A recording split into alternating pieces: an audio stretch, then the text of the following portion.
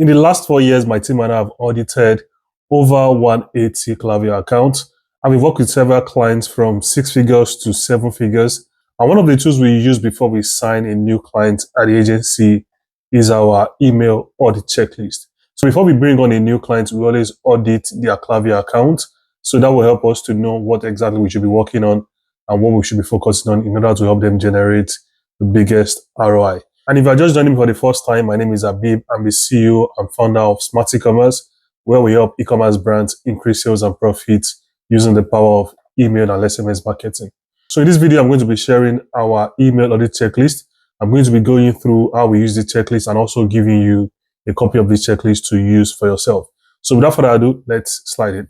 So here's the copy of the email system audit checklist. And if you want to get one for yourself, all you need to do is come to File here, then click on Make a Copy, and you can make a copy for yourself. But ensure that you don't edit this main one. So like I said, I'm going to be walking you through this checklist, and I'm going to be showing you how to use it for yourself. So first thing first, you can see here we have objectives. So this is basically just to let us know what we are trying to achieve with this checklist. So first thing first, we're going to be diagnosing the Klaviyo account usage, and also we're going to develop a plan on where to focus and what to optimize for the biggest ROI. And lastly, we're going to compare results from this audit to the next one. So getting started with the websites, basically what we're doing here is just to look at the website and see if the website is fully optimized, because it doesn't make sense to be doing email marketing and sending traffic to the website if the website is not optimized. So we just take a look at the website and see if everything is in place. So we look at the website design, we check the About Us page, product pages, and any sort of product, and also the speed of the website. Moving forward, we also have Klaviyo account integration. So this is where we're looking at integration with Klaviyo and Shopify or any other e-commerce platform you're using. So here we said, is Klaviyo account properly integrated with the website? So you can simply go to your Klaviyo, go to integrations, then Shopify in this case. So you can see here the Klaviyo app is embedded on your Shopify store. So this is telling us that this Klaviyo account is fully integrated with the Shopify account. Is the data feed populating properly? So this is just to look at that as well. So you go to the same page, and you see here, you see recent data, so you can see the data are populating properly. The next thing we have here is the product catalog populating properly. So here you go to products, right? You go to products here. Then you can see the product catalog is updated, right? Added on March, so everything is populating here. If not, basically that's one of the things you probably have to look and fix. So monthly Klaviyo account attributed revenue. So we always like to go above 25%. If your Klaviyo account is making less than 25% in terms of attributed revenue, that's something you definitely want to look into. So to see that, you can see here we have attributed revenue is 30.36. So that means we are above the benchmark. And the next one is there an opt-in. So is there an email and SMS opt-in at the checkout? So what that means basically is if you look at your checkout page, you want to ensure that you are collecting email and phone numbers in some cases. You want to be collecting that at the checkout. So you can simply look into that and ensure that this Shopify store is collecting email and phone numbers at the checkout, or either any of them. And lastly, we have, is there an on-site form, header or footer? So another way we used to collect email addresses is having this right here. So on the website we have this footer form, basically using it to collect emails from phone numbers. So that's basically one of the few things we look into in terms of Klaviyo account integration. And after figuring out the answers, you can leave some recommendations there. So you can simply type in recommendations that you've derived from this Klaviyo account integration. So the next phase is the deliverability. So this is where we look into the email hygiene. Here you can see we have deliverability score. To see that, you basically want to go to your Klaviyo account, and under there you can go to deliverability. You can see the score here. It's saying 80%. And you can see the open rate, click rate, bounce rate, or subscribe rate. So you can look at these numbers and input them here, right? You can simply input them here, And here it says there a dedicated sending domain. So this is where we look at the domain of the account. And the purpose of the dedicated sending domain is to ensure emails are landing in the inbox. So we want to use the domain of the website, not domains like Gmail or Yahoo. That's very important. We want to ensure that we are using the dedicated sending domain. So like I said, you can input all those answers here. And here we are asking using segmentation. So do they have segmentations in place? How many segments do they have? Are they sending emails to engage segment? Are they excluding unengaged segments in email campaigns? Are they cleaning email list regularly? So you can look at all this information and put answers in front of this question here. And after that, you can simply input your answers, right? So if there's any recommendations, you can simply list them here. And the next one is campaigns. So similar to deliverability, you want to look at the average open rate of campaigns. Is it over 40%? So we normally like to go over 40, 50%. And if you look here under this score, you will see, we have the open rate, which is about 64%. And if yours is less than 40, you probably want to, look into that. Average click rates above 1.5%, using proper segmentations, and also using multiple types of emails. So are they using sales email, standard email, newsletters, educational content, storytelling? So these are some of the emails you want to be sending in terms of our email campaigns. And also, what's the email frequency? How many times are they sending emails per week? At least 2 to 3 times per week is the standard. So you can take all the answers you derive from this section and again put them here under our campaign recommendations. The next section is the pre-purchase flow. So this is where we look at the pre-purchase flows like welcome flow. So here we want to see if the brand has welcome series on. Is the pop-up form linked to the welcome series? Because we've also seen cases whereby people have a welcome form, people have a pop-up form, but they are not linking the form to the welcome series, and basically they are not making money. So we want to look into that. Is the flow filter removing anyone who has purchased from the previous email?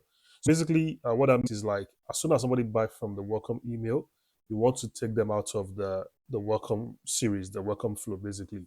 So here's an example of that. If you look here, you will see under the profile filters, it says placed order 0 time since starting this flow. Again, as soon as somebody placed an order in the first email or the second email or the third email, it doesn't matter. They should be taken out of the flow immediately. So that's what that means. Here we're asking if there's any time delay. So in terms of time delay, you don't want to have any time delay in the first email. So what that means is like as soon as somebody subscribe through the pop-up form, they should receive the first welcome email immediately. Then after that, you can have some time delay. So in this example, we have 10 minutes, which is a personal message from the founder. But let's say somebody bought from this first email, they won't receive the second email or any other email from this welcome series. They'll be taken to the post-purchase flow, and we're going to be getting to that in a minute. So that's what that means in terms of time delay. Is the offer promised on the pop-up form highlighted in the welcome email subject line? So that's also something that is very important. We like to, show the offer in the subject line. So this is going to help people know that this email or this email they are receiving is because they opted into a pop-up form. Basically, in this example, 15% discount subject on showing on the subject line. So moving forward, we also have this right here. So how many emails in the welcome series? So we normally advise about 3 to 6 email at least. We can have lesser than that if you want, but 3 to 6 email is standard. Should they add another email based on the last email performance? So this is also, including more emails in the welcome series. So let's say you have 3 emails before, and the last email is performing very well. You can add one more. So which basically means that if somebody received that last email and they haven't converted yet, you can add one more email to, hopefully convert them into paying customers. And the next one is greetings from the founder. So similar to what I showed you here, do you have a greetings from the founder email? And this is just to like tell a personal story from the founder of the brand. And we see that this also converts a lot of customers. Moving forward, we also have this one here. Any storytelling, similar to the greetings from the founder email. basically just sharing story about the brand, and also buttons and links above the fold. So what that means is that as soon as somebody open the email on their mobile phone, we want to ensure that they have the call to action button and the offer right above the fold, meaning everything should be sitting right above the fold without having to scroll up. So that's what above the fold means. So moving forward, we also have the second email mentioning the offer promised in the pop-up form. So basically just to remind people of the offer that we give them, and that's why we always like to show the offer in the second email. And lastly is the smart sending turned off. So with the welcome email, you don't want to have a smart sending turned on. You want to ensure that you don't have anything like smart sending and people are receiving the email as soon as possible.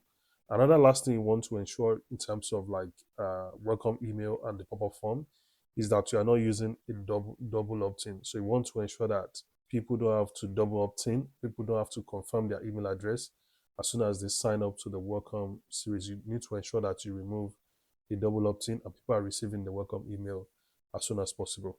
After that, you can list your recommendations here and move into the next one, which is the browse abandonment email.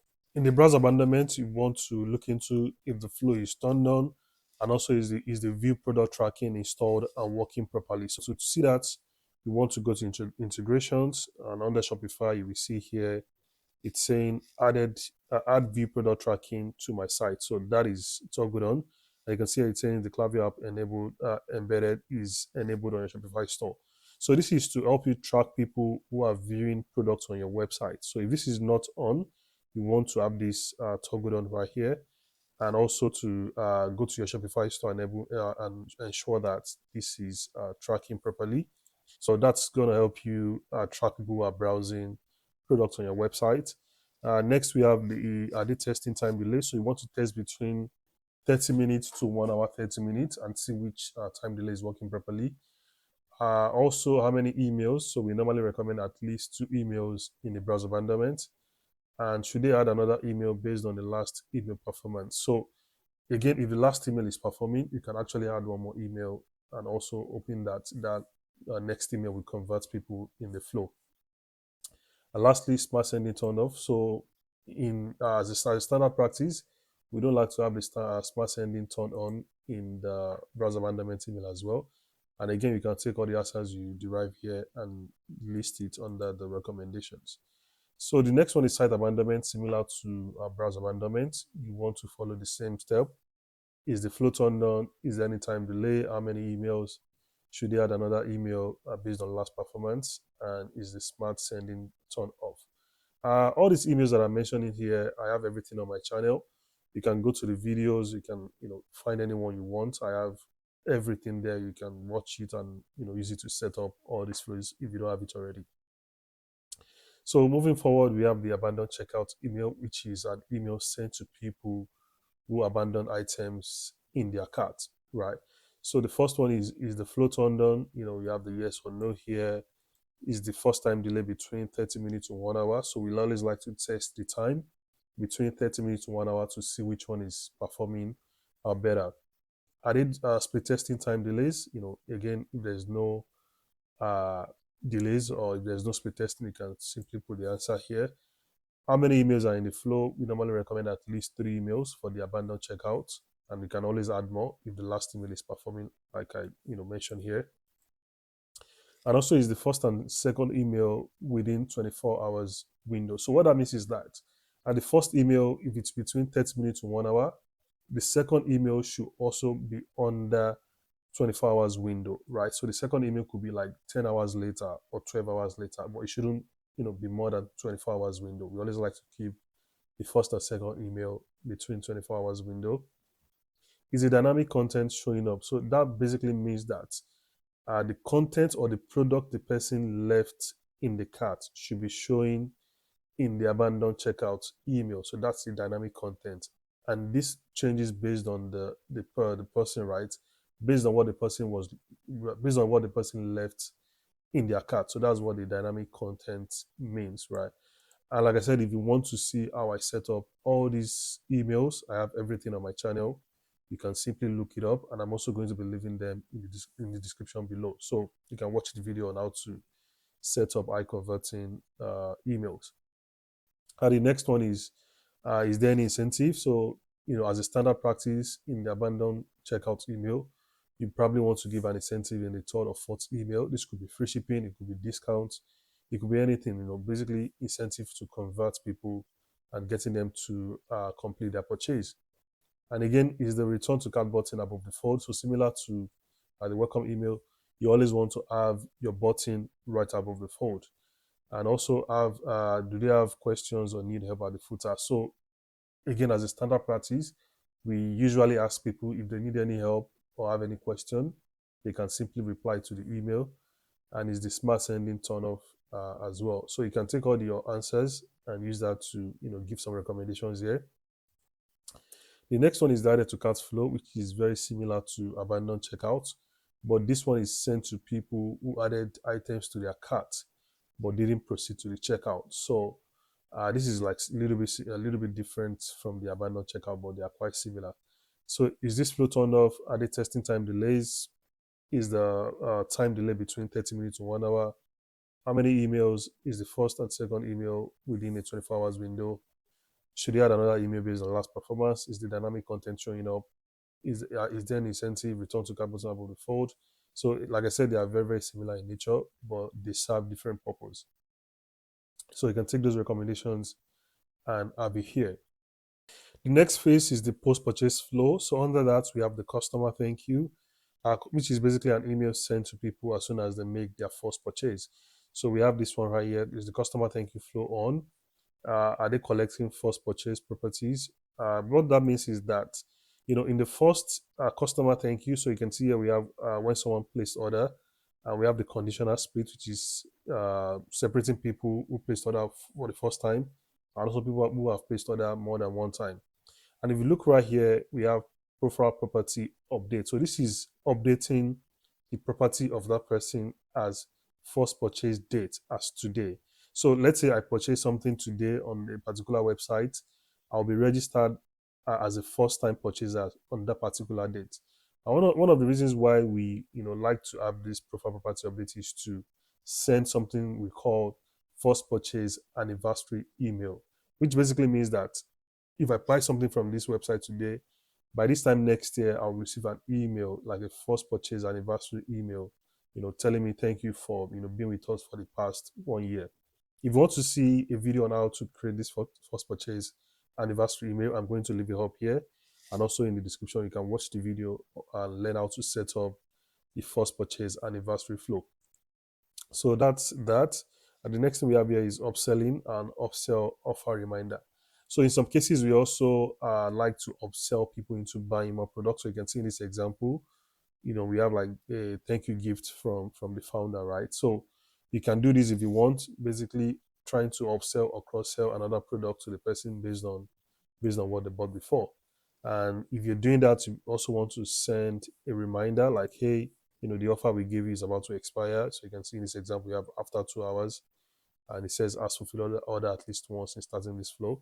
So if you haven't fulfilled the order yet, you can send another reminder, reminding them of the offer you give them. So that's that for the customer thank you. And again, you can take your answers and use it to make some recommendations here.